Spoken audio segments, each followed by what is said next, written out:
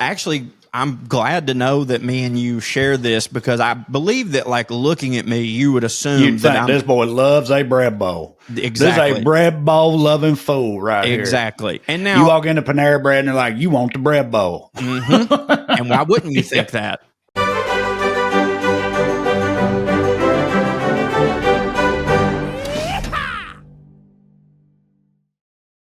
All right, we're back, everybody. What's up, Airheads? Here in the virtual Airstream studios, it's time for another stunning rendition of Putting on Airs. I'm Trae, that's Cho. I wanted to start with something that I already told you, but I want to share it with the people here, because I was actually going to bring this dude up anyway, because he's on brand for this show. But this is one of those things where, like, you know, this will be greatly enhanced by watching. In fact, if you're only listening, at least part of this, where I'm going with this, you're not going to get across at all. But go to watchpoa.com, by the way. That's where you can watch this. That's our YouTube channel. And even if you don't, go subscribe because it helps our numbers out and we'd appreciate it. Watchpoa.com. Become a fan of this guy pretty immediately. It's I like, there's so many, the internet is so massive, and it's like there's so many different niches and nooks and crannies and stuff that you can find somebody doing just about anything. Mm-hmm. And that's not always good. And that ain't always good. Sometimes that's real gross. But sometimes, and I guess some people might find this gross if you're a Philistine, I would say, a culinary Philistine. But this guy's thing, all he does, I love him, is he reviews tinned fish. So fish in a can. This, he says, is the best tinned fish he's ever had. And if you're not watching, the man is wearing a fez, and you will hear just an immaculate British accent coming out of this feller as he eats this, like, you know, this food that I imagine got ingrained in the British culinary tradition in World War II, as many things did. But this is like, again, this is like fancy. This is like expensive. This particular one, he says he rated it 100 out of 10. So it's the best he's ever had. Los Pepperetes Ventresca Tuna Belly in Jersey butter. It's what it is. What's Jersey? You know, is Jersey known for its butter? Jersey cows. Hey, is that a thing? Yeah, Jersey cows. New Jersey, or is there another place called? Because I did not know that Jersey was known for its butter. It's like, put me on some fucking toast, bitch. Well, that's where, like, I've heard Jersey cows, and I never thought about whether they come from Jersey, but, like, they make their own burrata and stuff there. So, like, I assume they've got hidden dairy. You know what I mean? They've got good tomatoes. So, like, it wouldn't surprise me if they also, hold on, let me look that up while you're talking. Because, like, I've heard Jersey cows, but up until this very point, I've thought, like, that's just a type of cow. Like, you got brown cow, you got Jersey cows. Yeah, right. But let me see. Jersey cows. There we go. If it is a breed of cow, then that's what Jersey. It's the butter made from the milk of those cows. It's in the English Channel. They are Jersey cows from cattle known for their high quality milk, which is rich in butter, fat, and protein, originating from the island of Jersey. English Channel. The island of Jersey, I bet, and that's in the English Channel. Yeah, imagine how, like, the stark contrast between that and the Jersey that we know. Yeah. But, like, once you said that, though, it made sense to me because, like, again, the Jersey in where we're from is I don't think their tomatoes are near as good as ours in the South, but they will fight you to the death over that. And they stay lousy with homemade burrata and mozzarella. So surely they got something good going. Yep. Anyway, so all right, Jersey butter, which I didn't know existed, but now it's like the only thing I want in the world, is what makes up this 10 fish. So here he goes. I don't know if we'll watch the whole thing. You'll get the picture pretty quick. This 100 out of 10. Oh, yeah. Hello there. This is Los Pepperetes Ventresca Tuna Belly in Jersey butter. You have to heat the tin up to melt the Jersey butter. Look at that. Yes. I love that. Me too. In like 3 or 4 minutes, the butter will be melted. You got to put it in hot water for 4 minutes to melt the butter inside. This is my favorite tin. Ventresca Tuna Belly in Jersey butter. Look how the slices of tuna belly are so delicately positioned. Look at his special, like, sardine fork. Yeah, it's like 6 prongs. Wow. The tuna tastes extremely buttery. Obviously, that's partly because of the butter that's on it. I'd say the it's texture is absolutely mostly because of the butter that's on it. Yeah. It tastes fatty. There's absolutely no dryness to this. It's completely different from a normal tin of tuna like you could find in a supermarket. So, in fact, this comment right here says, the fact that it tastes of butter is not partly because of the butter, good sir. It is, in fact, wholly due to the butter. But, so... I know what he's saying, though, because sometimes, like, you have a scallop that just tastes buttery. Like, it's got that... like, I would describe it as buttery, you know? But, yeah, if something's covered in butter, it probably that. A bit unctuous and creamy. But so I was watching this guy, you know, I found him and then watched all of his videos for an hour or whatever. And at one point, Katie, who I want to disclaimer here, Katie is currently sick. She was not wearing her glasses and she was on the other side of the living room. So in fairness, I'm putting all that out there. But I was sitting across the living room from her because she is sick, and I was watching this guy's videos, and she saw my phone screen from across the room and asked me, why is Corey wearing that silly hat? And up until that moment, and I'd like to pause it right here, up until that moment, it had not occurred to me at all that this could be your English cousin. I mean, Absolutely. Look, dude, he's got the jowls that you have. I bet he might be a bald under there. Oh, bro, you only wear a fez if you a bald. Nobody's putting a fez on. He's just got the long hair and the British accent. But like, dude, I want y'all to like collaborate on something. Me I don't too, know dude. what. Me too. Yeah, you eat like veiny sausages in a fucking Georgia trailer while he does this over there and make a interesting montage video out of it. I don't know. But either way, yeah, big fan of this guy. Interestingly enough, when you sent me this video the other day and then immediately followed it up with, oh, I see that you follow this guy. I had just watched a lot of his videos, including that one. And I don't even think I texted you this. When you texted that to me, I was laying on my dog bed, half naked, eating tinned smoked oysters on Townhouse crackers specifically, which those have always hit for me. But like when I found this guy, I was like, I have to have that. And now I'm sure if I went to the world market, I could find something more akin to what he's going on here. But I'm here to tell you that like, I'm sure that was expensive and that seems more hitting. But dude, there ain't nothing wrong with the $2.99 tin of smoked oysters or sardines. I like sardines too. I like sardines. I don't know if anchovies are put in a different category or not, but I'm a huge fucking fan of anchovies. They be melting. I've made like pasta sauce out of anchovies before. They melt. They melt. They're fish that melt like butter. Yes. It's like fish salty butter. Yes, dude. Right. It's incredible. And people that don't fuck with anchovies just don't. They're they're Philistines. They don't know what they're missing. But also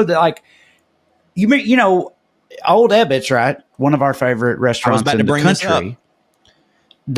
So if y'all don't know, that's in Washington, D.C., which I'm sure you've heard is overrun by vagrants and homeless, knife-wielding drug addicts, but we're getting that under control. But when they fix it and clean the city up and it's back to normal, you should go to Old Ebbitt's if you're there. I know we would both recommend it because it's like, it's been there for years. It's been there since like the 1800s. Like fucking James Buchanan and motherfuckers like that was. I don't know when. When was he the president? Was he dead before that came a thing? Buchanan was right. Was he like a couple presidents before? But like Teddy Roosevelt's Secretary of State probably ate at Old Ebbitt's or whatever. Because they've been there since the 1800s, and it's like old styled, old fashioned, classy as hell. I fucking love it, and their food is great. They're like an upstanding establishment, and a whole portion of their menu is dedicated to their own varieties of tinned fish that they have. That's like one of their specialties that they do is they have a menu of tinned fish there, and we dove into it one night, and it was fire. Absolutely loved it. Of course, we should also shout out the reason we found Old Ebbitt's in the first place, the Orca, which is a gigantic seafood tower that you can get half off after midnight, which suits us like a glove, baby. It's meant for about 15 people, but me and Trae split one and oftentimes get two. Yeah. Because, I mean, for me, when I think about like my favorite restaurants in the country, like St. Elmo's obviously up there, and I think I went there last weekend. This past weekend I was in Indianapolis. I went to St. Elmo. Dude, I said on stage, it's like I really admire their main thing is their shrimp cocktail, and I love that you're like, oh, well, what's it like? And it's like, well, it's like a shellfish shivs you in the sinuses. And it's like it hurts so bad. Don't you love it? And you're like, I do. Like you're crying, tears in your eyes. Like I fucking love it so much. Fucking hit me again with it. Like it is legit painful, but it's awesome, and like in a way that's awesome and addicting. So yeah, me and Donnie went there Friday. Awesome. Man, but like, and their steak is so fire too. I think like really the two best tasting things I can get is like a shrimp cocktail and a rare ribeye from St. Elmo's. However, Old Ebbitt's still probably my number one just because the atmosphere and also the seafood. 1856. Old Ebbitt's has been open in 1856. Washington's oldest saloon, just steps away from the White House.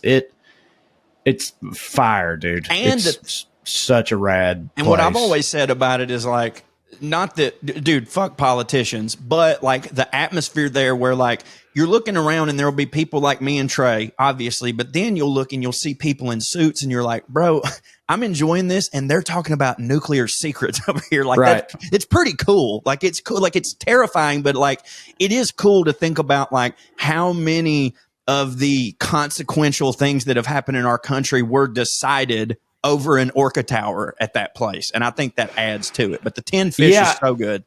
It used to be the New Ebbitt Cafe. So I guess it's funny. At a certain point, they're like, I guess we should change it to old. Now, yeah, you know, got to admit we're pretty old at this point. It said that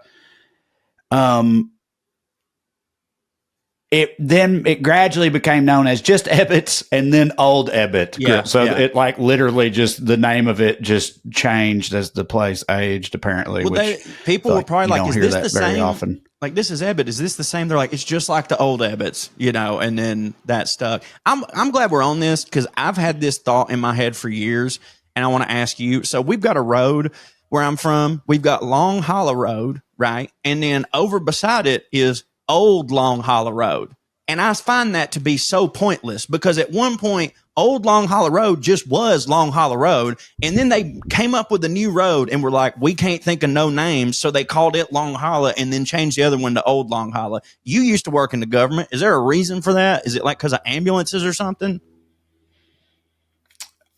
With a road, I don't know. There's a bunch of those in Salina where it's like they built a highway. So it's like, that highway took the place of, there used to be Livingston Highway, and now they built a big, huge one. It's Highway 52, which is also Livingston Highway. The remains of the road that used to be Livingston Highway is now called Old Livingston Highway because that's literally what it was. Of course. It used to be the Livingston Highway, so now it's the Old Livingston Highway because it's been replaced by what is now the proper Livingston Highway. We also got a wet Mill Creek and a dry Mill Creek. Well, that makes sense. Or in Clay County. Yeah, one of them's wet, you know. But hey, do you know how much that tinned fish was that this guy's eating? No, but I want some. I'm going to try to order some. I do too. I think that we should both, like, when you find it, send me the link and we can both, like, whenever we get it, we can try it on the show because I've had the last time I had good tinned fish was at Old Ebbitt, but like, again, I maintain that like just the bullshit that I get at Food Line, like still fire for me, like on a nice buttery townhouse cracker, 2 of them smoked oysters and some hot sauce. Oh, like I don't even have to have dinner. Like that's dinner. You know what I mean? That guy was eating that butterfish on toast at the end there, which I thought, you know, good move, good call. I feel like you can tell he knows his shit, which is that's related to another thing I want to ask you about, which is where you're at on the concept of trenchers. You know what trenchers? You familiar with trenchers?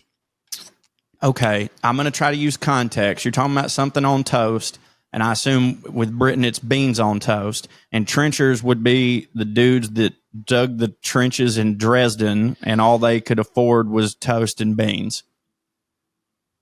Trenchers back in the day, peasants couldn't have no plates. I don't even know when plates became a thing. Yeah, you know, but there was no plates. They just ate with their filthy hands. They still do that in Texas. Also wiped goats' asses with that day or whatever. But anyway, that's neither here nor there. But they had no dishes. So what they did, a trencher was like a bread plate.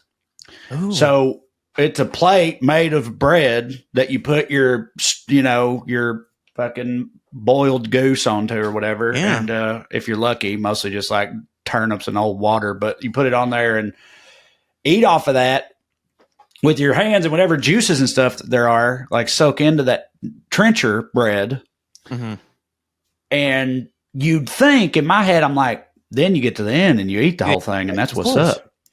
But I read, apparently, I should have known this, because this is for, like, because to me, I hear that and I'm like, I feel like we should have kept that going a little while. Well, they'd have the bread bowls. They have bread bowls, I know, and it's funny because I say that and it's like I don't even fuck with bread bowls. I don't either. I just want bread. I don't know, a bread plate. I don't know. I feel like if you ate like a steak with some kind of like like a real juicy steak with a béarnaise sauce or something, like, and then maybe some like real buttery potatoes or whatever on a bread plate. And then at the end of it, you'd think at least a couple of bites would be good. But what I was going to say is I should have seen this coming before I even looked it all up. But because that was poor people shit, it was like old, stale bread. Yeah. So they literally just used them as plates, and then they were given as alms to the lepers and stuff. And that they ate it. So it's like frisbee throw old bread at a leper. At a fucking fingerless leper, begging outside of church. Is leprosy back? Give it time. I don't think so, but I'm sure it won't take long. But anyway, I just read that, and of course, you were the first person I thought of. Thank you. Like, I must get Cho's insight on the concept of trenchers.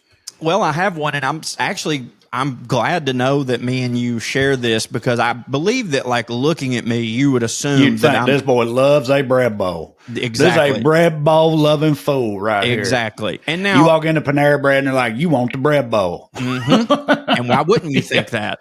Yeah. If you have a bread fork, give it to this idiot. Yeah.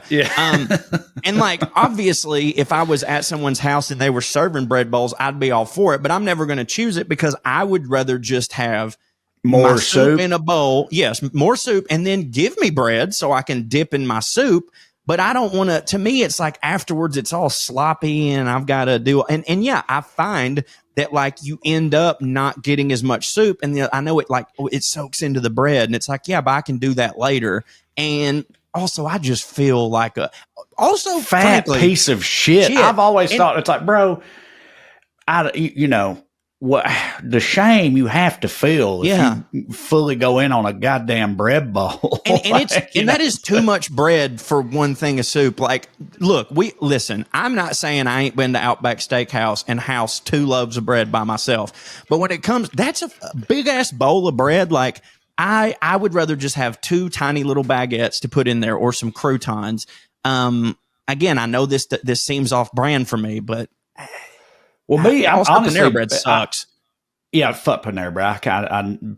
I've never hospital been a fan food, of Panera dude. Bread.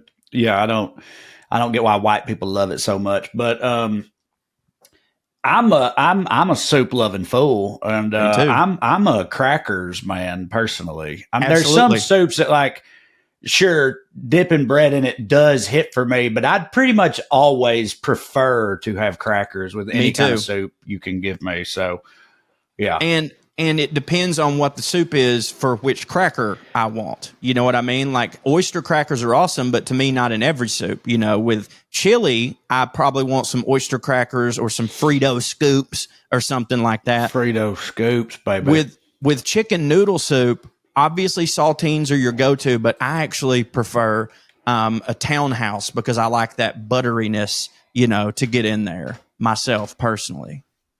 Yeah, no, we stay in saltines in this household. We are a strict saltine family. I just love, like. So you never do club or townhouse or Ritz?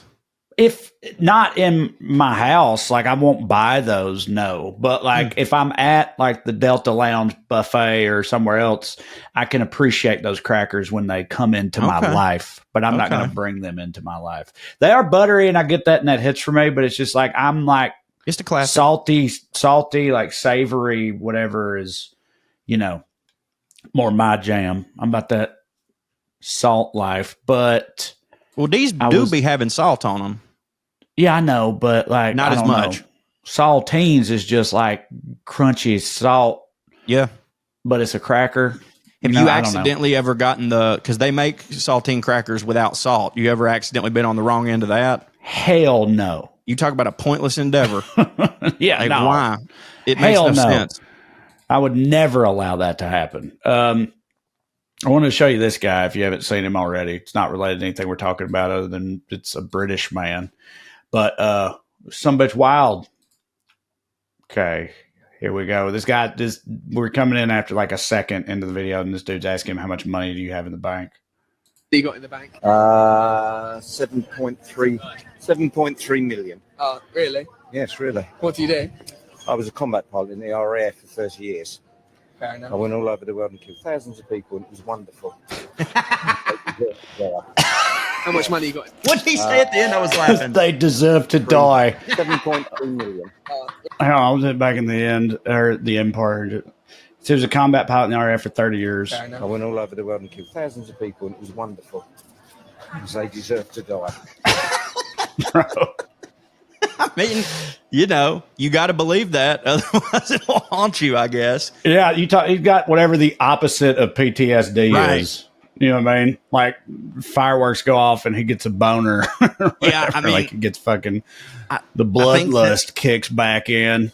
I think that's obviously more rare than PTSD, as thank God it is. But like, you do see a couple of them dudes running around every now and then who like, there's that guy who I think I've shared him with you before because I shared him in the thread and me and you were the only ones who thought he hit. He's this old Vietnam Plays video vet who games? plays video Yeah. games, and he's so fucking good at it because like the mechanics of it, he was a sniper and he just understands how to do it. And the joy when he blows someone's head off, I just feel like if he truly had PTSD, he probably couldn't play that game. But it seems like he want to be back in Da Nang. You know what I mean? Dude, there's been whole, highly, very well crafted and introspective pieces of cinema that were focused on the phenomenon of like the way that like prisoners get institutionalized, Yeah. like that, but for soldiers, Right. where it's like regular life just fucking blows. Like once you're used to doing Call of Duty shit or whatever, Right.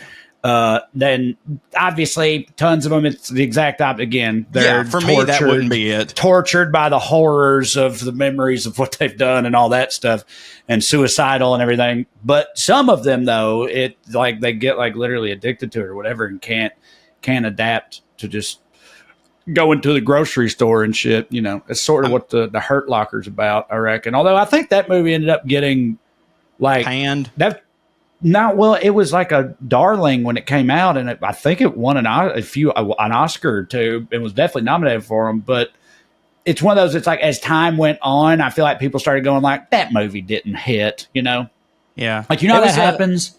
Of course. Like Dude, Crash, the movie Crash yeah, that I won had to bring Best Crash Picture, up. and now 20 years later, everybody's like, movie does not hit. What the fuck was that about? Yeah. I think that's happened with the Hurt Locker too, but I'm not sure. I mean, it always hit for me. I haven't. I never watched it because I think a woman directed it. But Yeah, right, yeah, no, yeah. I'm kidding. Now, It was to James be Cameron's fair- wife, so that's different. But also Catherine Bigelow, and she's I'm kidding.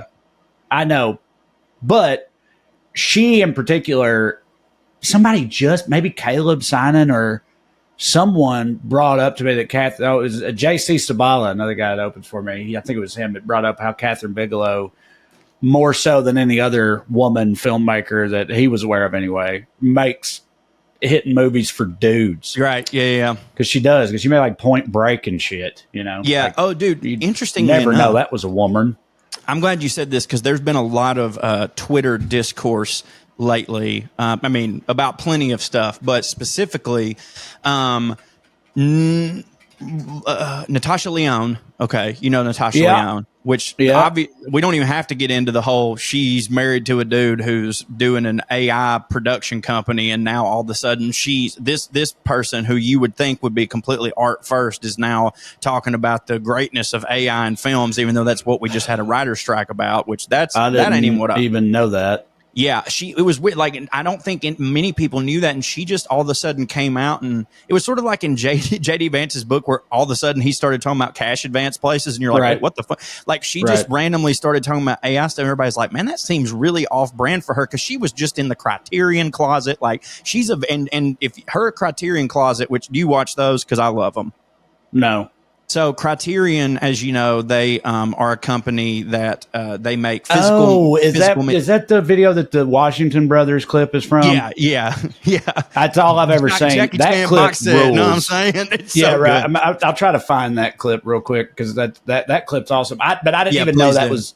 So that's called the Criterion. That's a series that they do called the Criterion Closet. Like I didn't even know that. So Yeah. And it's really great. And like the reason that clip is so funny because his brother, like the way his brother's talking about the first film and like, you know, the influence, that's how it normally goes because Criterion is a very up your own butt. Like, you know, we love cinema and it's raw, which I love that. Very up butt. Let's just show that clip real quick. Yeah, please. I've found it already and it's hilarious. So if you haven't seen it, you should.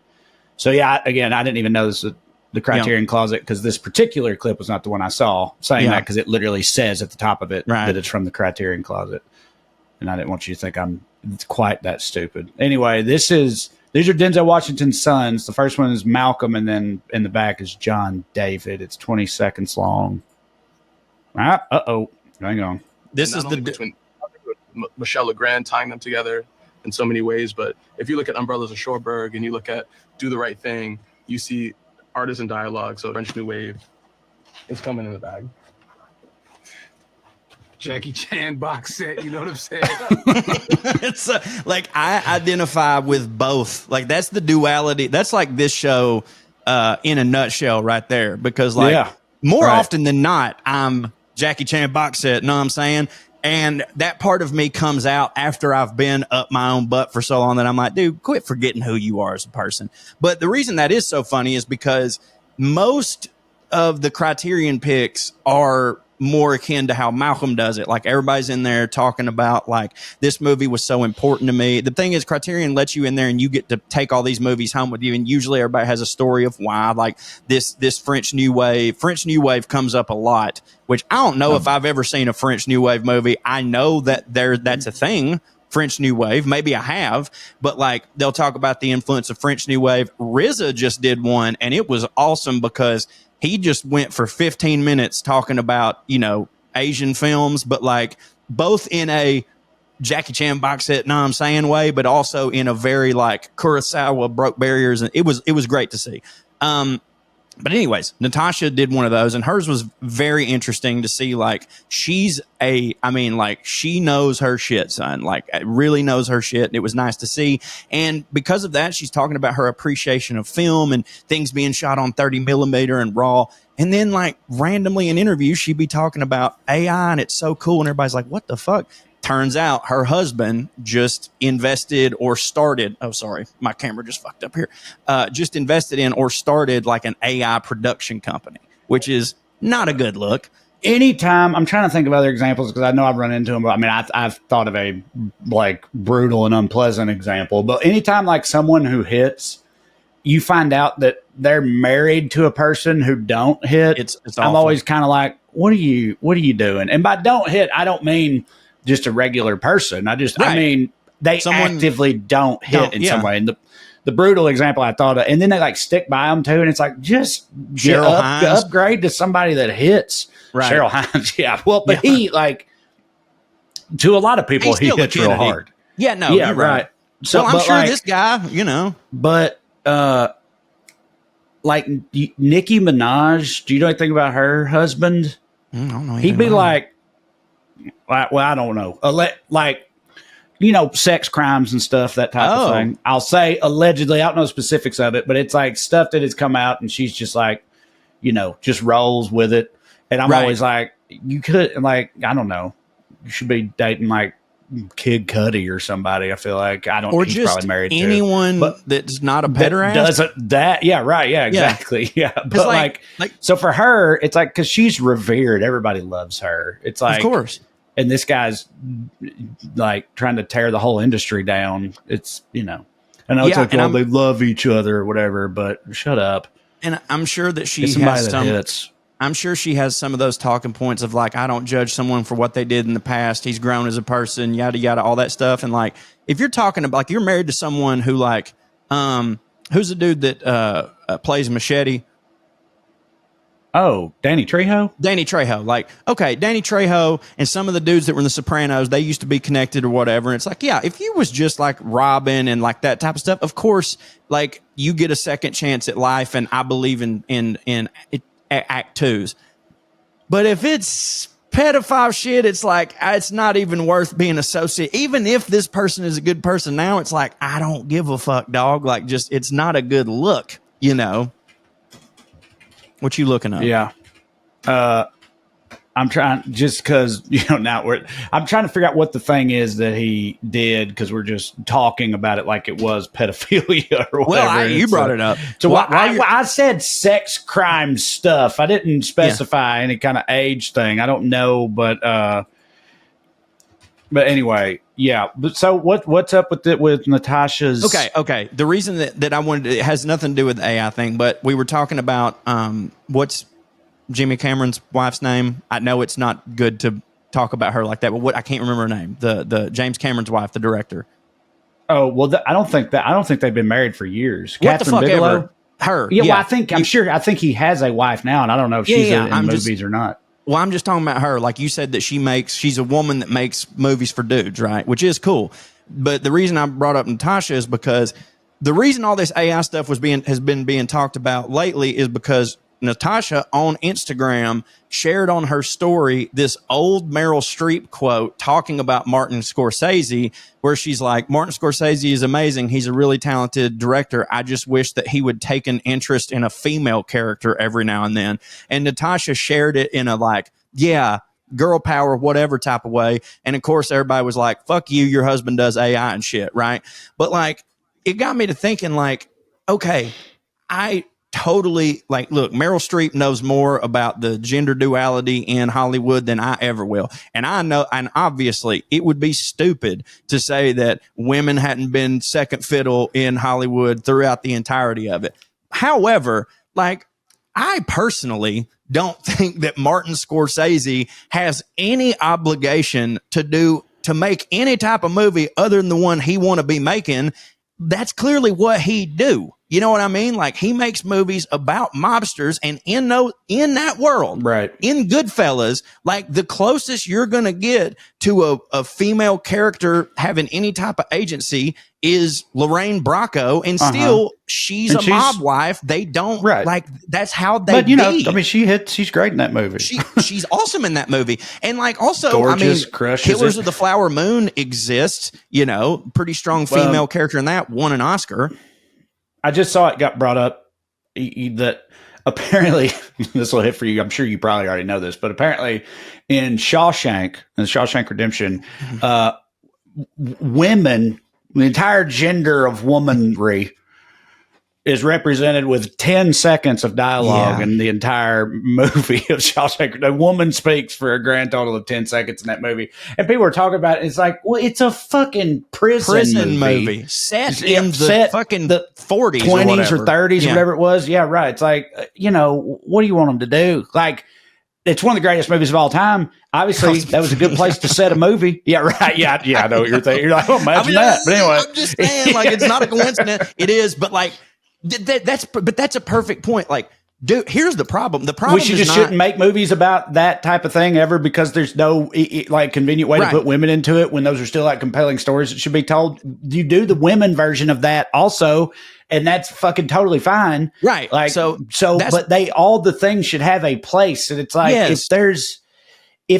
I don't know. I'm sure there's plenty of movies where it's like, oh, this movie I know there are, especially like old movies where it's just like, God damn, this movie objectifies the fuck out of women. Of course those exist. And that's like, that ain't it. But I don't know. You just have to, it's a case by case basis type thing. You know what I mean? My point is that there absolutely should be more Catherine Bigelows, more women taken seriously in directing, but that doesn't mean Martin Scorsese should have to change what he do. Like that's what he do. You know what I mean? Like, Right. that's like being like, Jeff Foxworthy really should cater a little bit more of his material to New Yorkers because they don't all get, it's like, but that ain't what he do. He talk about the Right. South. You either like it or you don't. And like, you know, I'm sorry, but until Martin Scorsese puts out something that's dog shit, which hold yo breath, I don't agree with that. Like it's just, to me, it's, you can make your point without going after someone like Martin Scorsese, who tells very specific stories, which it would feel weirdly shoehorned in if you included too many goddamn women in Goodfellas. In which, I mean, you know, obviously there are women in there like Casino, what's her face? Sharon Stone. Sharon Stone is a big part of Casino. Now she plays a lunatic bitch for sure. Guess who? But guess She's one of the who goats at that particular undertaking. But guess what type of woman date a mobster? A lunatic bitch. Like that's exactly who that would be. Now I think like, okay, you know, like Get Shorty, like the TV show, not the movie. The TV show has a very powerful mob boss that is a woman, which that's great. Yay, women should be portrayed as pieces of shit too sometimes. But like, I think you can make the point that like there should be more female directors being taken seriously without being like, all these male directors need to change what it is that they do, the stories that they're interested in. Because did you see that Nicole Kidman, actually Kirsten Dunst was asked about like working with women, like how difficult it is to find a female director. And Kirsten Dunst, like, I mean, not if you just looked. And like Nicole Kidman in the past 6 years has worked with 19 different female directors. So obviously, none of them are to Martin Scorsese's level, but like, yeah, I think there should be more female-driven stories, but I ain't trying to see it from fucking Marty or Quentin Tarantino, even though Kill Bill exists. So, you know. Mm-hmm. So just to, you know, make sure we have this covered, it was not a kid that Nicki Minaj's husband was convicted of attempted rape in the 90s of a 16-year-old. He also was 16. So it's not a pederasty thing. But then the reason it was even in the news recently is because like 2 or 3 years ago, it came out that Nicki Minaj and her husband, like Nicki Minaj was participating in it. They tried to, they like threatened that girl who now is a grown woman. They tried to threaten that woman into intimidate her into having her recant her testimony to like clear his name or whatever. And she was like, well, I'm not going to do that because it did happen. And they like, she said she feared for her life and all this shit. And so, you know, that was why it even came up in recent years. But yeah, but also footnote to that guy. Well, I read that on Google AI, so that may not even be true. All that was the main part of it. And at the very bottom, it said also in 2006, he pleaded guilty to manslaughter. Oh, Well, and thus concludes our most popular segment, Irresponsible Speculation. We will be right back right after this. Guys, enter the room dick first. Blue Chew, it ain't just a tablet, it's a cheat code for your crotchal region. Stronger, harder, longer lasting. Like someone gave your downstairs a pep talk and a gym membership, baby. Blue Chew is the original brand offering chewable tablets for better sex. You know, we're big fans here. I say it sometimes, you know, take a Blue Chew, you look down there and it's like you just got a whole new dick. We say it every week. It's like it's upgraded to the new model, new and improved. You didn't know you could do that with your dick, did you? Well, you can with the good folks at Blue Chew. It's very simple and easy too. They make it as streamlined as possible so you can get right down to wiener stuff as quickly as you want to. Cho, you're a fan. Tell them more. Huge fan. Been using it for a long time. Matter of fact, Trae, last time I took a Blue Chew, my dick got sponsored by an energy drink company and refused to do missionary, saying it was bad for the brand, baby. Extreme positions only. You know what I mean? Matter of fact, last week, I got kicked out of 4 museums for carrying a loaded sculpture. Now, in the museum's defense, you're not supposed to have your cock out at a museum. I don't think. Yeah, they frown on that. Yeah, they do frown on that. But she won't be frowning when it comes time to get down and you've got that rigid, turgid wiener between your legs. And look, I've always said this. There ain't nothing wrong with my regular wiener, but sometimes you want to give that extra powered wienering. You know what I'm saying? Supercharged, that Energizer Bunny ding dong. And Blue Chew can help you. It's just a confidence thing, man. And confidence is the sexiest thing in the world. And we all know that sometimes when you get the droopy ding dong, it has nothing to do with like your physical health. Sometimes it's mental. You're just like, oh my God, she's so pretty, or I got so much stuff going on that like you can't make you all the blood's in your head and you need to go to your wiener. Well, Blue Chew will send that blood packing straight to your wiener. I promise. And it comes in a discreet package, so nobody but you has to know what's going on down there. It's absolutely tremendous. And this isn't just about performance. It's about legacy, aka third legacy. Give our group chat something to talk about, because you know when you lay it down, they are talking in the group chat, and nothing makes you more of a legend than the little Blue Chew. Discover your options at bluechew.com, and we've got a special deal for our listeners. As always, get your first month of Blue Chew free. All you got to do is use the promo code POA at checkout and pay $5 for shipping. That's it. Join Blue Chew's mission to upgrade humanity one thrust at a time. Head to bluechew.com for details and safety info. And a big thanks to Blue Chew for sponsoring the podcast. And Trae, Get your new dick. why wouldn't you? I ain't doing nothing with this old one.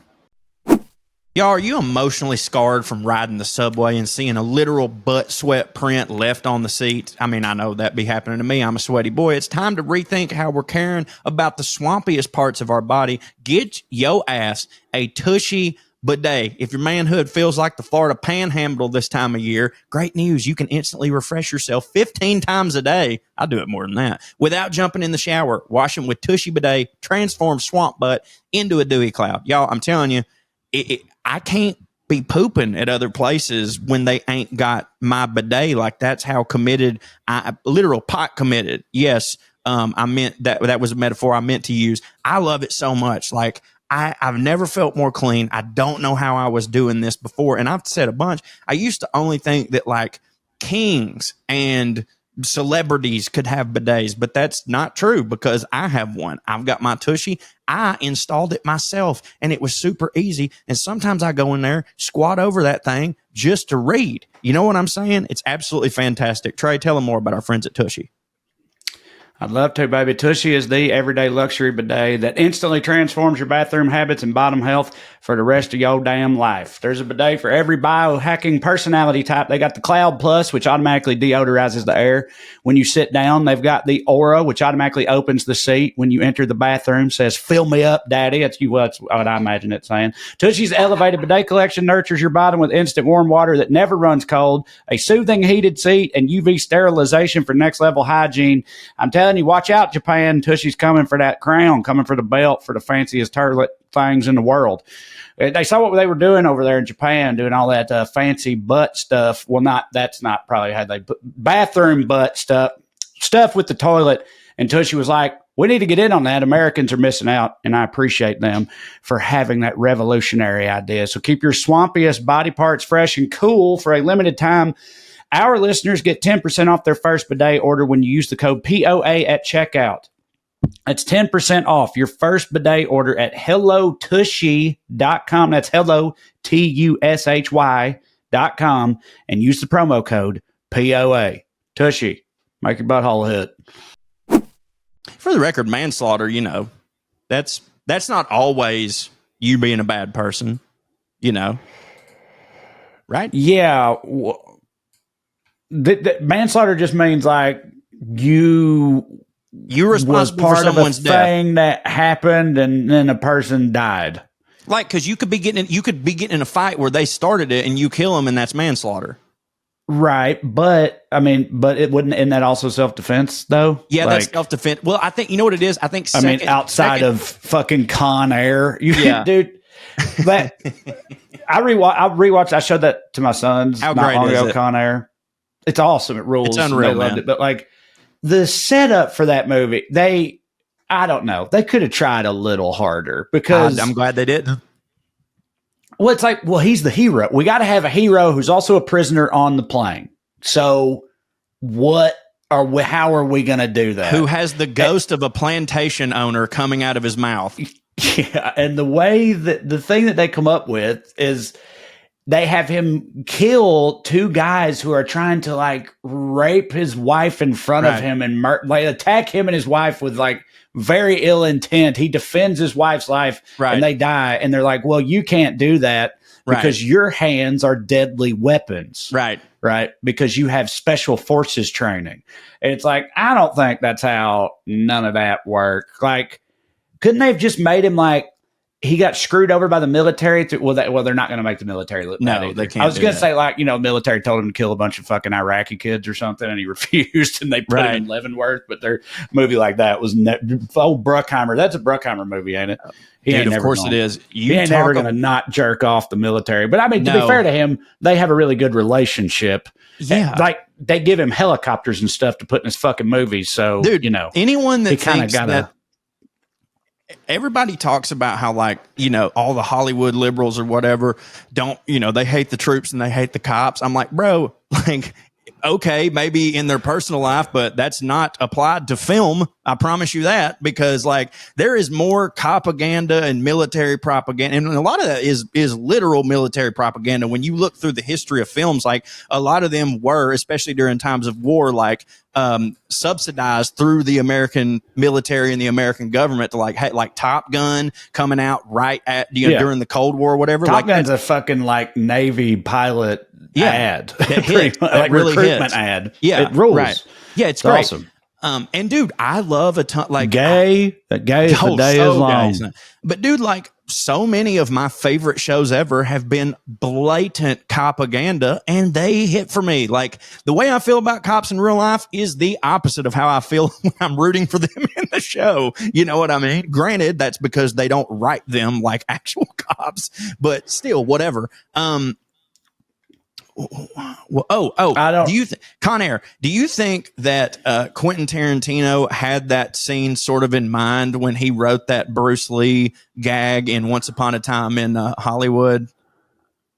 Which scene? So this is about manslaughter too. So when Bruce Lee's sitting there and he's like, I would love to fight you, but see, I can't, because if we get in my hands are registered as lethal weapons. If I get in a fight and I accidentally kill you, I go to jail. And he goes, anybody accidentally gets in a fight and kills someone, they go to jail. It's called manslaughter. He goes, I think that lethal weapon shit is just an excuse so you dancers don't have to get in a real fight. And it's like, yeah, I mean, I don't see how, like, so Nicolas Cage, his character, and any type of person like that, he's never allowed to defend himself because he might accidentally kill someone, and then his hands are lethal weapons. Yeah, well, I don't know if Tarantino was thinking that movie or not, because I'm reasonably certain, and I could be wrong, but it's what we do here. But I'm reasonably certain that whole idea was a thing that I had heard on the schoolyard before Con Air even came out. No, me, like, yeah, you're right. The idea, it has to be bullshit, but it's like something like middle school boys say. It's like, like soldiers or whatever, their fists are registered as deadly weapons, because like that's just a thing that you hear. And so, like, if I beat the shit out of somebody and kill him, they're like, it's fine because he earned it. He's fine. He's got the stupid dumb hands. old fat fist that don't hit. Yeah, exactly. He got the machine gun fist. Can someone's fist be registered? Please, I need to know. Deadly weapons. Let's see. Okay. This Surely is from not. wearethemighty.com. Let's see. Anyone who's ever watched pretty much any movie in the history of ever or otherwise watched professional pugilists spar words with one another in a media session knows that those trained in the art of kicking ass are required to register their hands. This is written by a man who calls himself Today I Found Out, by the way. So what is he? He hate me's brother? Yeah, I don't know. So I'm not sure about the... Okay, he says, but is any of this actually true in reality? Well, as the universe hates simplicity and basically nothing is black and white, no, but also yes, and there's some nuance to it. As to the easiest part of this particular topic to address are those highly trained in hand-to-hand combat required to register their hands as deadly weapons. No, except for in Guam. Okay, well, don't go to Guam. Yeah. An exception to this is U.S. military members as well as law enforcement are not required to register in Guam, I guess. I don't know. This person who wrote this, I'm pretty sure, is an idiot. So we are the mighty, you don't say. Yeah, I know. Yeah, I'm sure he fucking loves the UFC. But criminaldefenselawyer.com says, no, it's a Hollywood myth. Right. And that's what that makes more sense to me. So I'm going with that. I got something to talk to you about that sounds like it would be myth, but it's actually very real. And this is insane. And I'm begging God that you've never heard of Tarrare? Have you ever heard of Tarrare? I think that's how, I don't know how to say it. Terraria? No, Terraria? Tarrare. It's a person. Tarrare. No, I thought you meant Terraria, the very, very popular video game that I've put probably 80 hours into or more with Bishop and Benton over the years. But maybe it was named after this guy. I don't know. But so when I first heard about him from my friend CC, who was on one of my live streams, I read about him and I saw that he was a French performer. So I was like, oh, putting on airs. This will be great. And I mean, he is a French performer, but as far as being fancy, I believe that maybe he's more of the Venn diagram type, because I started reading about him on this live stream and everybody in the comments was like, yo, you've got to tell Trae about this. Like, you've got to tell Trae about this dude. And I was like, all right, I'm going to do it. So this dude, Tarrare, right? He's born near Lyon, which I guess is in France, around 1772. His date of birth's unrecorded, and we don't even know if that's his real name or a nickname. But as a child, did you say 1872? 1772. Oh, okay. So here's getting into why he's so interesting. As a child, Tarrare had a huge appetite, right? We all understand that. Yep. Okay. Sorry. All right, well, yes, I have heard this. Either keep way, going. well, keep we're going. still going. Yeah, no, this story gets fucking crazy. Let's say it gets worse and never gets better. Never gets better. Yeah. Like, I was reading this whole thing, like thinking, surely to God. At first, it's like kind of fun and quirky and interesting or whatever. And then it gets like, well, I can't believe that ain't ever been a movie. Has there ever been a movie about that? No, but I was thinking, you think like A24 would make a real fucked up. Or Robert Eggers. Robert Eggers should make a movie about this fucking guy. That's his period too. Yeah, I know. That's what I'm saying. Like a real grim 18th century horror movie about this dude would be fucked up. There's no other way to make it than to be that. So yeah, he could eat a quarter of a bullock, which is just, I guess, how they say cow over there, right? A quarter of a bullock, and if you're wondering, that's his whole body weight in cow. This kid could eat when he was a child in a single day. His parents, he ate so much that his parents literally couldn't provide for him, and they forced him to leave home. Now, it doesn't say how old he was here, but it says in his teens. So I assume that he's like way younger than 18, because back then by 18, you was gone anyways, wouldn't matter. And so years after this, he toured the country with a roaming band of thieves and prostitutes, stealing, begging for food, before he gets a job as a warm-up act to a traveling charlatan. I don't know if that's how they build themselves, but like a charlatan's like a con man or whatever. Yeah, right. Hey, I doubt it. The charlatan. Come see the best charlatan in France. Yeah. So I assume he presented himself as someone who hits, but who did in fact not hit. Yeah, be charlatan-y. So the way he got the crowd going was he would eat corks and stones. And at first you're like, okay, like a swallowing daggers. That's cool. He would also eat live animals, like animals while they was alive. He would also swallow entire basketfuls of apples without chewing, just swallowing apples. I don't understand how that works. No, it all like. Also, is the assumption that he had some kind of strange genetic disorder where like calories don't, impact him? Yeah, we're about to get into that because clearly that was what was going on. One time he also loved snake meat. That was it, which I'm fine with that. Just fucking, I think we should eat every snake we ever see. I wouldn't want to. I think it would be too chewy. But then again, I like alligator meat. I don't know. He moved to Paris to keep working as a street performer, and on one occasion, everything goes so bad that he gets a severe intestinal obstruction, and the members of the crowd take him to the hospital where they give him powerful laxatives. And like, dog, can you imagine what came out of this dude when they give him like medical grade laxatives, when this dude's eating like full chickens and stuff? He also tells he made a full recovery and offered to demonstrate his powers to his surgeon by eating. He's like, I'll eat your watch and your chain. And the surgeon was like, fuck that. If you do that, I will literally cut you open and take my watch back. And here's the part where like clearly he had something going on with his metabolism because he was skinny. Like he was a skinny dude, you know, which you see the Joey Chestnuts and all them like they often are. But like those dudes they don't eat like that all the time. No. Yeah. Right. That's like those guys like treat that like a sport and shit. Of course. Right? He doesn't in his day-to-day life, Joey Chestnut don't be eating 85 hot dogs in a sitting or whatever. Yeah, you can't. Like when I think with Joey Chestnut and them, like when they're getting, it's just like wrestlers, how they have to like make weight or whatever. Like in the weeks leading up to competitions, they have this regiment that is made to stretch their stomach out or whatever, you know? But like this dude, he only weighed like 100 pounds. But like they say that, but then he be eating like 15 pounds of food. So unless he be shitting it all out, like a lot of that 100 pounds got to be just like raw food weight, you know? Right. Yeah. So, 6 pounds of that is snakes. Also had an abnormally wide mouth and I assume throat too, because he's just swallowing apples, barely had any lips. Had silky hair. I mean, this dude looks rough. Like this is not a good man to be. When full, his abdomen. I'm saying you take that weirdest Skarsgård brother and put him in some like Gollum-y type makeup or whatever. Yeah, he would fucking have him hunching around and shit.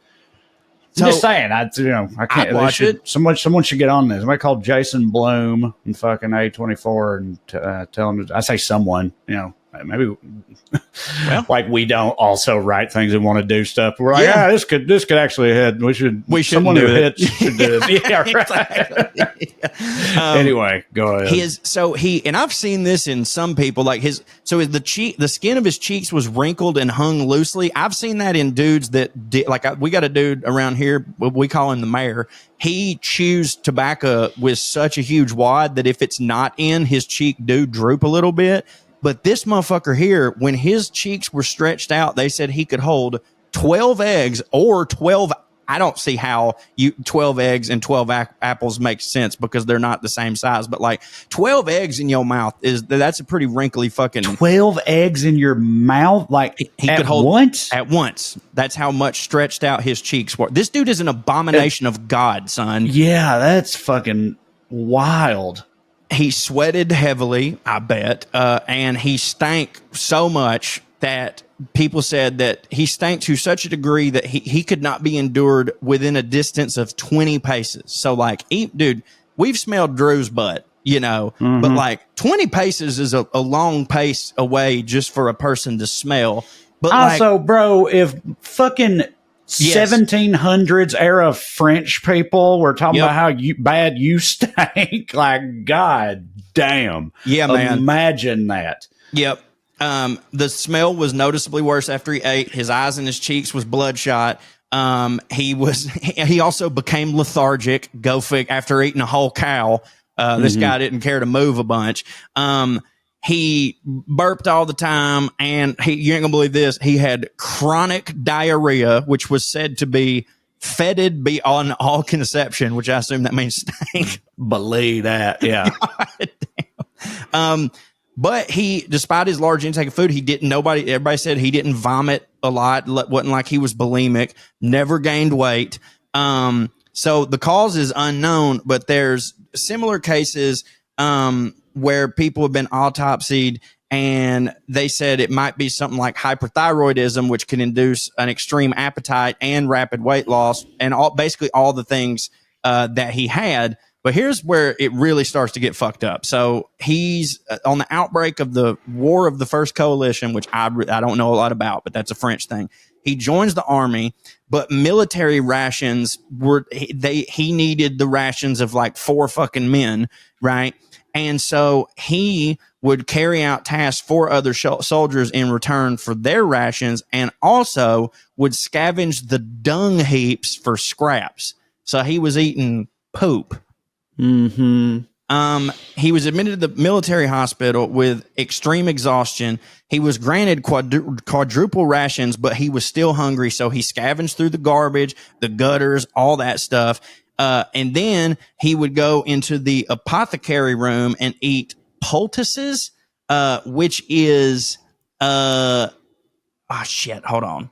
Poultices, which is a soft, moist mass, often heated and medicated. Do you know what this is? A poultice is like a old timey like salve that an apothecary would put on like a wound or something. So you mix together like, I don't know, back then fucking moss and like fucking dung and eye of newt and whatever the hell else they were doing back, belladonna and shit. I don't know, but yeah, it's like a. Why can't I think of a different word either? Like a fucking, not a goo, like a pate, like a mud type thing, but like medical mud. That they would put on like a wound and shit.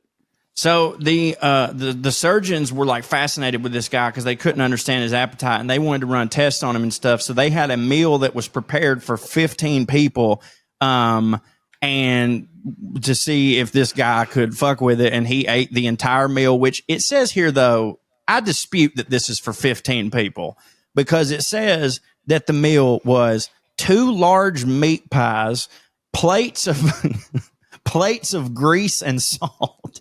Which, I mean, listen, I'm not saying that when I've got my pan of bacon done that I don't run my finger through it and touch because that shit hits. But I don't know if I'd have a whole plate of it. But 2 large meat pies, like I need to know how big they are because I've seen what they call a meat pie and like 2 large meat pies, like fucking shit. I mean, we could do that. Here's the part though where I'm like, I don't think any other human being on earth could do this. At one sitting, this motherfucker drank 4 gallons of milk. Dude, there was like a challenge when I was in high school. The early internet era, yeah. And I may have told you this before, but it was like did you try that? Seems like something you would have tried. No, I didn't. You'd think, but I didn't. I was more of the pointing and laughing at others when they tried things variety. Mm-hmm. That was me. But I think it was like, you can't drink a gallon of milk in like, was it 20 minutes or something? It might have been an hour or whatever. I don't know. No, you might be right. But I read there's also simpler ones. One I did try. There's like crackers. You can't eat 4 crackers in what? I don't remember. What's the amount 5 of time? minutes or something? You can't eat four saltine crackers without any drink. Time. Then later there was the cinnamon, spoonful of cinnamon. That killed some people. Yeah. Well, no, look, let me preface this by saying I was wrong. It was a bad thing to have done. But everybody in my school tried that milk challenge, and like nobody could do it at all. And not without only throwing up, especially. Yeah, because that was the thing too, is that you have to do it and then not throw up within 20 minutes. I think that's what it was. Drink it in an hour, and then 20 minutes have to go by before you throw up. Well, we had a buddy who he got the first part done, and he was like about to get the second part done, and before the timer went off, I kicked him in the balls as hard as he puked everywhere in the Taco Bell parking lot. Did you stand to lose something from this at all? Like if he succeeded, or like he was just were a little shit. He was just an underclassman. Yeah, dude. Again, I should not have done that, but it was inarguably hilarious. It's 6 saltine crackers in 1 minute. So okay, I mean, that's right. So anyways, he did that. And another time he was presented with a live cat. He promptly tore the cat's abdomen open with his teeth, drank its blood, and ate the entire cat aside from his bones before vomiting all of its fur and skin. Because that is disgusting, the fur and skin. Yeah, just that part. Following this, the hospital staff offered him a bunch of other animals, snakes, lizards, and unfortunately, puppies, all of which he ate. He also swallowed an entire eel without chewing before he crushed its head with his teeth first. But here's the part where they realized, like, oh, we could use this guy, in the military. What they thought was, hey, when we got to carry secrets across enemy lines, why don't we just let this guy eat it, and then he can poop it out, right? And it says here, how you gonna poop out secrets? You can't poop a dossier. I mean, I guess it's like, I assume it's a little scroll of secrets put in a cylinder Right. that you could feasibly poop out. Well, But this it's not like says- manila folders and shit. Like, you can't poop out folders. No, you can't. You know? No, you can't. No. But it gets wilder because, like, yeah, I'm with you. It's like, okay, if you fold like a note and then wrap it in like duck fat or something and swallow it, like then later you poop out the note, like assuming that your stomach acid doesn't rid the note illegible. And I could see him doing that, but it says here, and who am I to question Wikipedia? It says here that they placed a document inside a wooden box and fed it to him. So a box, like he swallowed a box. Right. And then 2 days later, they retrieved that box from his butt. Okay. Imagine pooping a box. I know. Like, It's you would square. think swallowing it would Like, be yeah. Pooping a, like I said, a cylinder to me. A cylinder, is the sure. shape You gotta hope it would comes out that most way. Want to poop, I would think. Even more than like a sphere or a ball. But definitely not a box. That's like Dude. among the worst shapes to poop, I would think. I would say that, or like a star shaped, or like, Ooh, like yeah, you don't want to poop a star. you don't want to poop a star. Pooping like- a pyramid wouldn't hit. No, but you could get. Well, obviously, it'd be okay if you're going to poop It a depends pyramid, on which way it goes. but it's still going to suck. But obviously, if it goes point first, you're at least stretching the butt gradually Right. as you go. But if it come Yeah. down bottom first, woo wee. Yeah. But Woo imagine, wee. like, The box all When- bottoms. the box is all bottoms. Yeah, The box exactly. is just all sides are the bottom of a the pyramid. pyramid. Even the pyramid, you get the bottom part. It's like it's going to be like Yeah. and then boom. Yeah, right. Exactly. Like a depth charge, but fucking. But a box. The only way a box would, I mean, it would not hit either way, but like if the box came to, okay, so let me use my folder here because this is like, if the box comes out pointy like this, then you've got like the benefits of what we were talking about earlier with the pyramid, right? So it's gonna kind of expand your ass, but then you get to this wide part. But then after you get to that wide part, I guess it starts gradually getting a little bit better. But if it comes out like this, you know what I mean? Right. It's just all business the whole time. But it worked. They got it out of his poop. And you know, that I guess like they assume they're like, if he gets tortured and stuff, like they're never going to think to look for his poop. And I mean, I wouldn't. So he swallows the box successfully. Then he was, as a reward, he was given a wheelbarrow filled with 30 pounds of raw bull lungs and liver, and he ate the whole goddamn thing in front of everybody. 30 Just pounds. A fucking whole wheelbarrow of just blood and guts, literally. And he's just like, it must be my birthday. So following this, he was officially employed as a spy, and they just kept feeding him boxes for him to poop out or whatever. He crossed Prussian lines, disguised as a German peasant. But here's the problem: they spent so much time figuring out which shape for him to poop but they never thought to make him learn German. So, Yeah. And they starts questioning him. He's like, oui. I don't like, he didn't know any of that. So they captured him, a strip search. They obviously found nothing. They beat the shit out of him anyways. He did refuse. He didn't narc. Like, he refused to betray the mission. He gets brought in front of the Prussian commander, a dude named General Zogeli, refused to talk. 24 hours in captivity. He explained, he's like, all right, look, I got secrets in my poop. If you want them, I got secrets in my poop. So they chained him to a latrine, which is that's where this dude ought to stayed. And eventually 30 hours after being swallowed, he poops this goddamn wood box. But Zogeli So this happens, and the general fucking fishes this box out of his poop.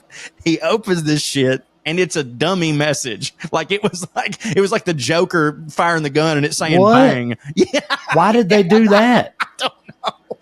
Just to fuck with him or Just, what? I don't know. They're like, this motherfucker is definitely going to get caught. And imagine how funny it'll be.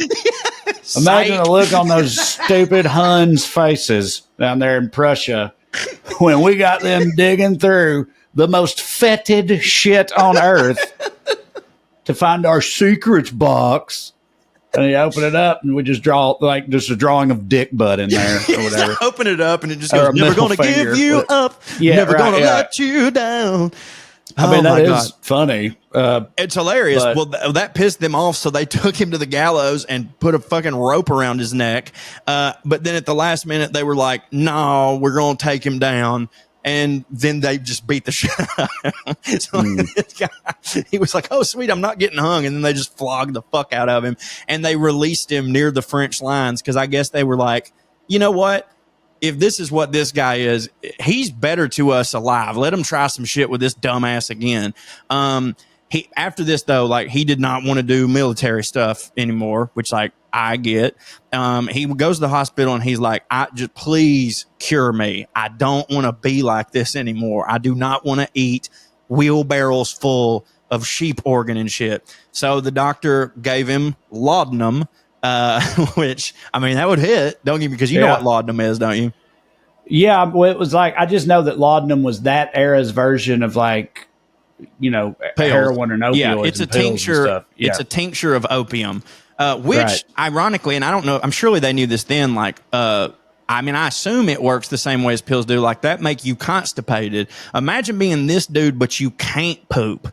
That'd be unbelievable. But then after that, they give him white wine vinegar and tobacco pills. And I assume that the tobacco, I don't know if it's nicotine that makes you poop or if it's the actual tobacco. But like, you know, used to when I had a cigarette, it was butt 30. All these were unsuccessful. After this, they were just like, just give him a bunch of soft boiled eggs. Like maybe he eats a bunch of eggs and he don't want to eat nothing else. That didn't work. Every time they try to put him on any type of diet, it didn't work because he'd sneak out of the hospital and scavenge for offal outside of butcher shops. And offal is awful. Yeah, that's the organs. Yeah, it's and just stuff.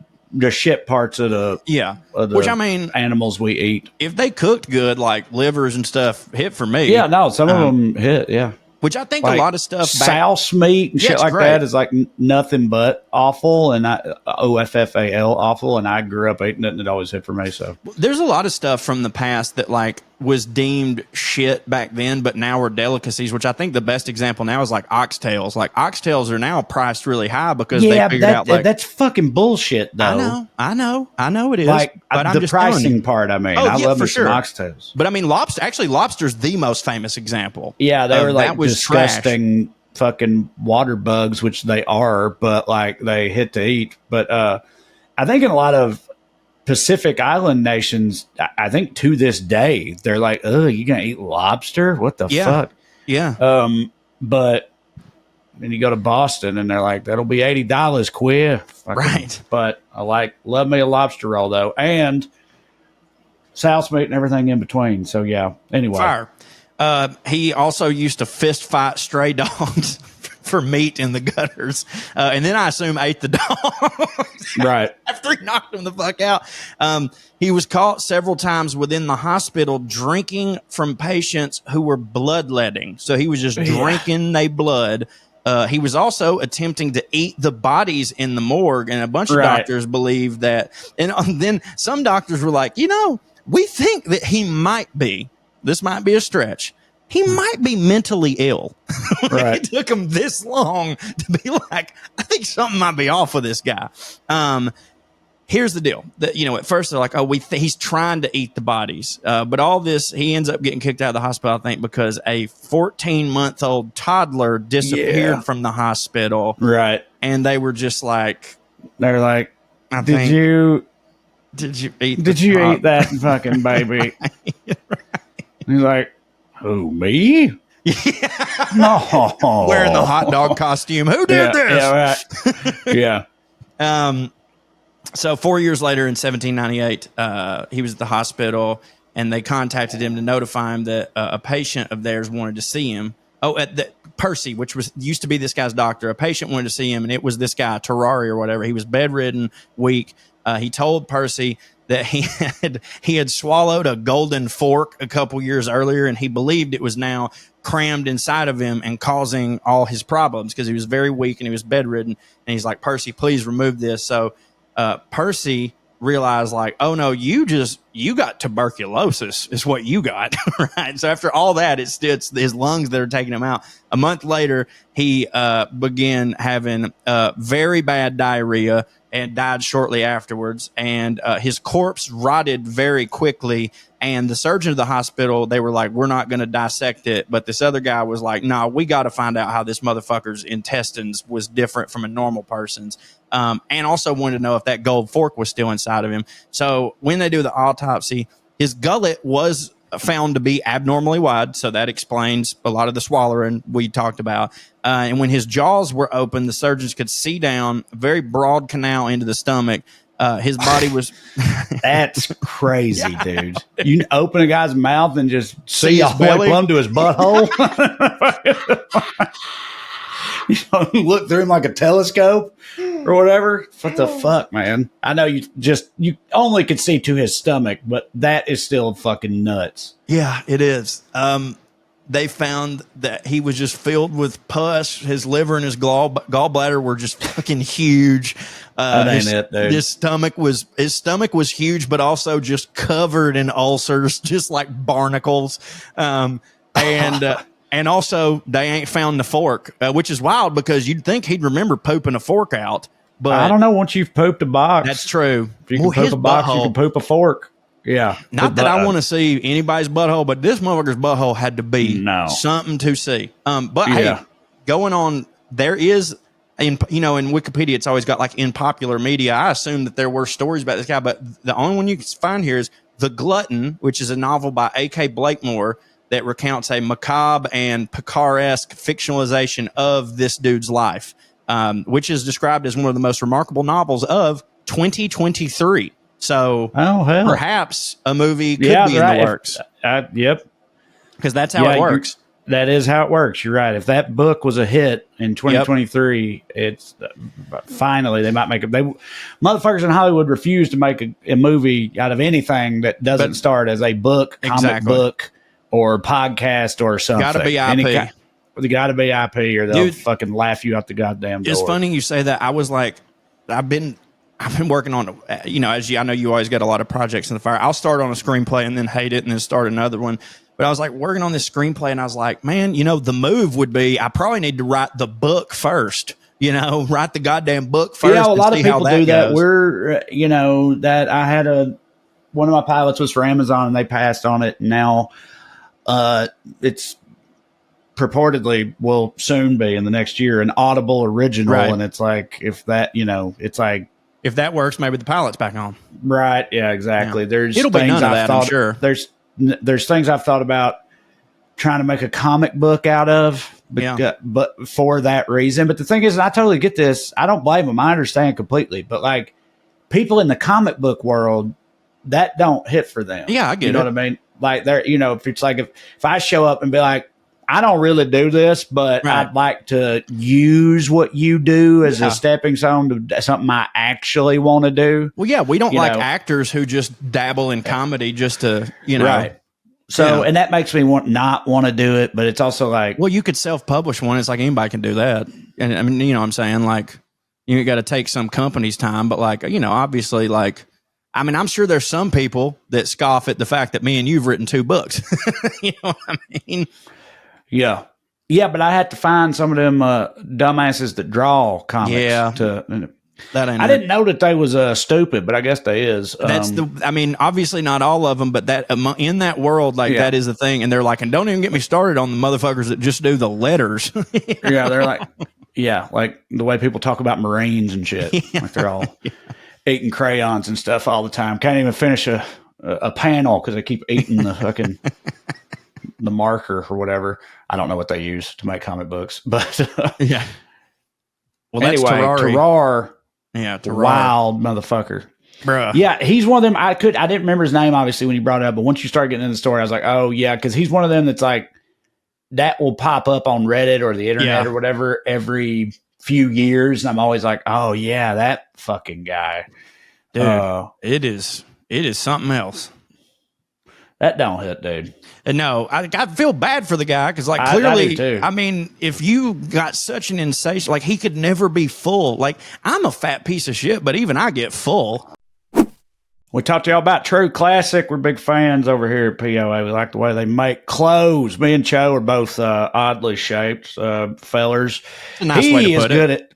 He's good at clothes shopping, though. He knows what looks good on him and what he likes and stuff. I don't know anything about nothing ever, especially as it pertains to the sartorial elements of life. I don't know how to do nothing with clothes. But you know the word sartorial, and I don't.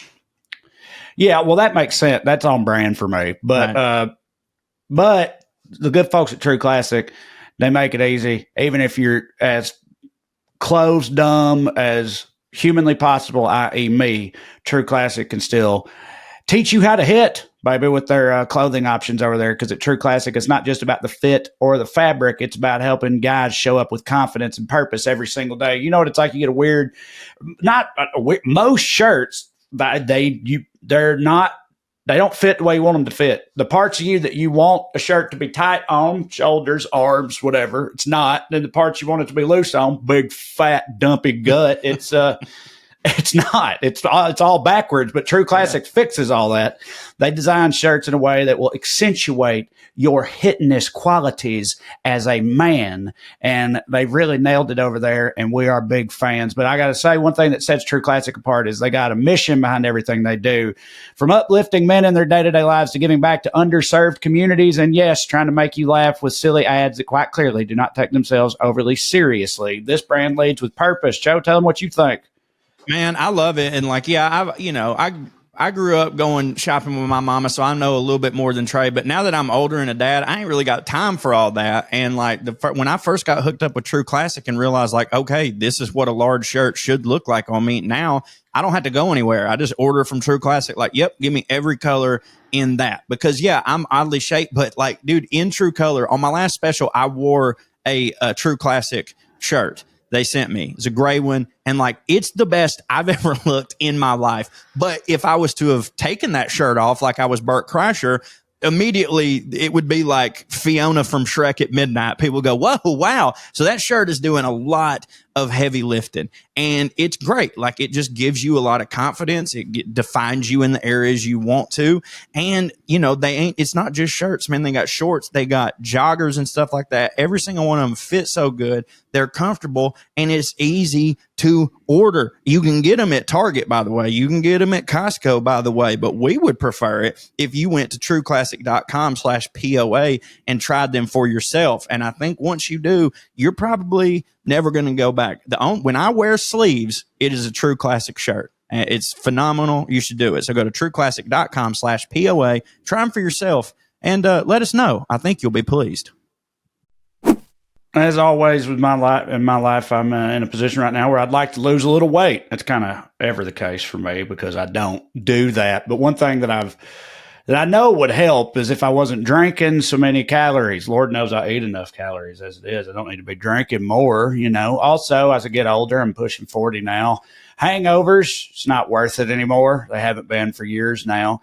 I mean, I like to have some drinks, have a few knocks, tip some back with the fellers. But it's nice to have an alternative that lets you have a good time and not have to worry about it the next morning. No, you're not going to wake up feeling like a rat pooped in your mouth or anything like that. Just wake up and go about your day like a normal human being. I'm talking about out-of-office gummies from Soul, our sponsor this week. Soul is a wellness brand that believes feeling good should be fun and easy. Soul specializes in delicious hemp-derived THC and CBD products designed to boost your mood and help you unwind. Their best-selling out-of-office gummies were designed to provide a mild, relaxing buzz, boost your mood, and enhance creativity and relaxation. Cho, tell them more. Dude, the gummies are awesome, but I'm telling you right now, do not sleep on the drinks because I too am trying to lose weight. And also, like you said, it's not even really about the weight. It's about feeling better. I just straight up really don't even drink anymore. But the great thing about these Soul, the out of office drinks is like, okay, so the ones I have are like 5 milligrams, right? And normally I would never take 5 milligrams at once. So I was a little sky. I was like, I'm just going to drink half of it, right? But because, and look, this might be pseudoscience on my end, but it's like 5 milligrams of THC and then like 40 milligrams of CBD, which to me is always equated to more of like a body buzz. So like I can knock a couple of them back as if I'm drinking booze, right? And that combined with like a non-alcoholic beer or something, I genuinely feel like, oh, I'm out at the bar, I'm having a good time. Then I wake up the next morning and I don't feel terrible. And the CBD for me has always calmed my mind, calmed my body, and just put me more at peace. I like to knock one of these back and go on a walk. It's great. And the gummies are awesome. And I mean, they taste good too, which can oftentimes be dangerous. But seriously, they're really good. The ones I have right now are cherry limeade, and they're just an absolute delight. They come in 4 different strengths, by the way, so you can find the perfect dose for your vibe, from a gentle micro dose, perfect buzz, a noticeable high, or, you know, go full tilt. And I know some people out there want to go full tilt, and God bless you. That's not me, but I get it. And like I said, the out of office beverage, alcohol free. It's wonderful for parties. They got a bunch of other amazing wellness products with or without THC, because there are benefits to just having CBD. Sometimes that's how I like to get down. Variety of gummies, capsules. These can improve your sleep, stress, pain, focus, bloating, which, you know, we get a lot. It's all great stuff. So bring on the good vibes and treat yourself to Soul today. Right now, Soul is offering our audience 30% off your entire order. Go to getsoul.com and use the code POA. That's getsoul.com, promo code POA for 30% off. These things are fantastic. Y'all do it. Try them out. Holler back at your boy. One quick last thing before we do airmail. Do you have airmail? I sure do. Earlier, I happened upon this fucking website. registeryourhands.com. Okay. Where is that someone can catch them? No, remember we were talking earlier about the idea of registering your hands as lethal weapons? Oh, right, yeah. Okay, Jesus Christ. The International Registry of Lethal Hands. $70. You pay them $70 and they'll put your name on this certificate. It says, this official certificate from the International Registry of Lethal Hands certifies the lethality of the recipient's hands. It may be known worldwide that the recipient upholds our global standard for proficiency and ethical conduct and possesses a moral obligation and commitment to upholding the highest standards of discipline, respect, and skill in the pursuit of self-defense. I want Rick, everyone out there to know, if you buy yourself this, just jump off a fucking bridge. You do not hit. If you buy this for your idiot friend who likes things like that this, hits. You hit for me. Yeah. Your getting it started friend does not. Yeah, and you don't need to be friends with them anymore. Yeah, but sometimes you grow up with people like that. Yeah, no, I know. I say that. But anybody that, it's just, of course this exists. Of course this exists. But I found this and it just bothers me. You say so much. I've always said this about people. You have too. There's certain friends you have to where it's like, yeah, if I just met them now, I wouldn't be friends with them. And obviously someone like this would be that case. But I got to be honest with you. But we dug coal together, you know. We dug coal together. But I got to be honest with you. I don't think I'd stop being friends with him. Knows. Yeah, but if I was at dinner with a buddy and he started talking in earnest and showed me that, and he was like, yeah, my hands are I would have to get up and leave dinner. I'd have to. Because nothing I said after that would be respectful. Right. And I'd have to fight him. Of course, he couldn't, though. He couldn't fight me, because his hands are lethal weapons. His hands are now registered as lethal weapons. That'll get him thrown in the slammer. God, that is so dumb. All right. What do you got? All right, airmail, subject line. Labubu's are worse than Beanie Babies, and it ain't even close. Listen, I'm not sticking up for Beanie Babies. My dad still has a Princess Diana one in an airtight glass case, thinking it'll be my brother and I's inheritance one day, but Labubu's are worse. Believe me, my wife's got a whole rack of them. First off, just getting those demonic little fucks is gambling, not just blind boxes, but to actually get a real one straight from Pop Mart, you have to get the app and then basically run a slot machine to randomly get the chance to buy one. So they're in a scroll type app where you infinitely doom scroll until you get one box that lights up, or sometimes multiple boxes that you can buy, then buy those boxes. So after 2 hours of my wife scrolling until 3 a.m. from multiple nights of the week for weeks on end, she finally got one that lit up for her and then was immediately on the clock for 2 minutes with the option to buy it or release it back to the other idiots. Parentheses, sorry, honey, but I know you ain't listening to this shit. After you buy it, you are able to digitally unbox it to see which one you got. She has a Coca-Cola tie-in one and a couple others. They're ugly as fuck. So yes, my grandma used to get in line at Kroger to get me and my brother Beanie Babies in the 90s, or even go to McDonald's and buy dozens of Happy Meals to try and get all of those ones. But the time you spent doing that was way less than the amount it takes to get one goddamn Labubu, let alone they cost $39.99 before shipping. Then the little cocksucker gets caught in customs for weeks, and I'm checking the mailbox every fucking day for a Chinese demon Beanie Baby that, in my opinion, is way less fun than a Pugsley the Pug Beanie Baby. But goddamn, do bitches love them. Skew. Yeah. But say, this is a Joshua, man at the end of his fucking rope here. He's fucking had it with this stupid shit. Joshua, you really hit for me. Okay. This is subject line, Limerick alert. Glad we're back to those. Salmon versus salmon and the great love-hate squirrel debate. Hey, y'all. Greetings from South Texas. Off the top, if you read this on air, you can call me Baxter. I will keep this short to prove that your liberal redneck fans do have the capacity for brevity. To begin, a limerick. There once was a man from Salina, or was it communist China? The people around here all say he's a queer, but he swears that he loves the vagina. Rhyming Salina, fantastic. Rhyming Salina ain't easy, but I think it works. And sorry, Corey, but writing a limerick with Chickamauga is going to take more time. Number 2, salmon versus salmon debate. In my redneck faux fancy family, we would refer to a fillet of the above mentioned fish as salmon with the silent L. Once it was formed into those nasty little patties, it became salmon with the hard L. My mother, on the other hand, went out of her way to create her own way of pronouncing it. Rather, she was referring to the fillet or the patty. She always said, I think we've read this one before, but for some reason it popped back up again. She always said, and still does, salmon, like she's Thurston Howell. Number 3, the great love-hate squirrel debate. I don't know about their capacity to love, but squirrels do know how to party. See the attached photo of Bubba McSqueakers for proof of that claim. Here's a squirrel smoking a cigarette. Have we had that email before? Is there a date on it? I remember the Thurston Howell one. This says August 11th, but I remember that Thurston Howell line. I'm with you. Even once you said that, I started thinking, I was like, every part of it, I was like, have we had this email before? But I don't know. But I mean, it hit for me very hard. It hit for me. Yeah, one. I don't care. It was a good one. Thank you, Baxter. Okay, here is our buddy, Joel.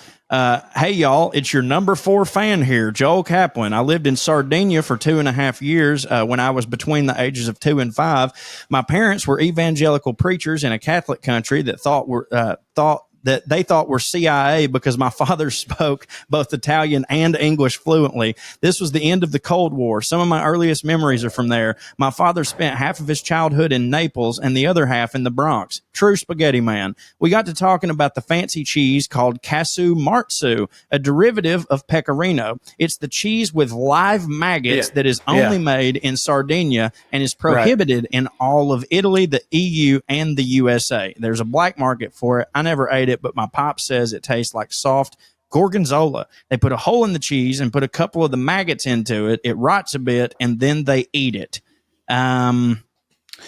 Yeah, I've talked about that on the. I've talked about Casu Marzu, or however you say it, on the show before, for sure. I thought you have. That is extremely disgusting. Yes, I agree. And Kim Casado, well, okay, Kim, I'll read yours next week because she sent a fucking article that I haven't vetted yet.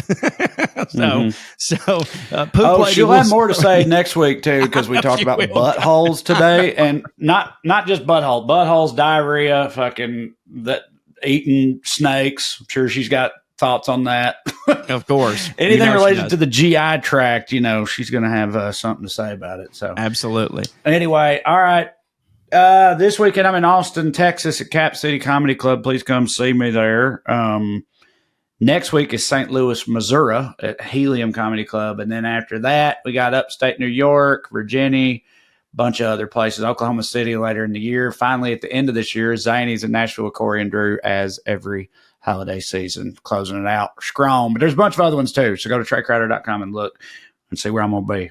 Absolutely. Listen to Well Read, listen to Weekly Skews, listen to Gravy Baby. Go to WeLoveCorey.com for bonus stuff from me, and stay fancy, motherfuckers. Skew. Skew.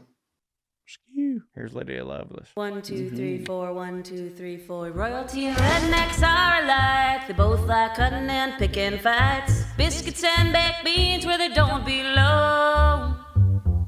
Sit on down with Corey and Trae and learn some fancy shit today. We'll laugh a little even when they're wrong. They'll take you to a magical place where if you call someone a cunt, nobody cares. They keep it debonair at putting on airs, putting on airs, putting on airs.